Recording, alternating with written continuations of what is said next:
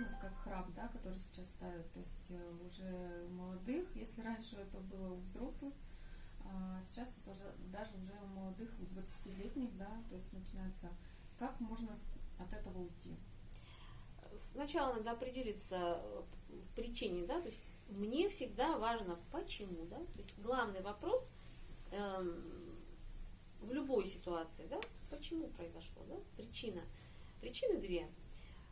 Мы говорили как-то с вами о слабости соединительной ткани, да, когда у нас соединительная ткань, она такая рыхлая, очень растягивающаяся, это особенность строения, то есть это особенность генетически обусловленная, генетика. И когда мы говорим про храп, это по сути дела провисание мягкого неба. Мягкое небо это тоже структура соединительно-тканная.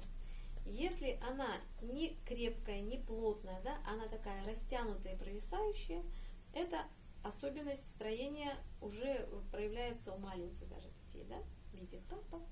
Но чаще всего, почему вдруг у ребенка этого не было, а в 20-летнем возрасте или там в 40-летнем, 50-летнем это проявляется?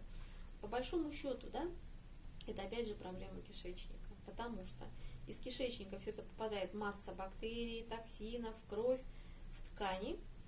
Лимфа это все вытаскивает и забрасывает куда? В носоглотку, да? И вот здесь всегда присутствующие бактерии создают отек.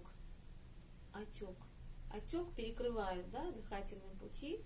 Когда человек расслабляется, спит он, да, вот в расслабленном состоянии, отечность никуда не уходит. И вот этот вот отек создает вот эту вот вибрацию, да, то есть вот это вот мягкое небо, оно становится более отечное, увеличенное, и за счет этого, да, мы слышим храп.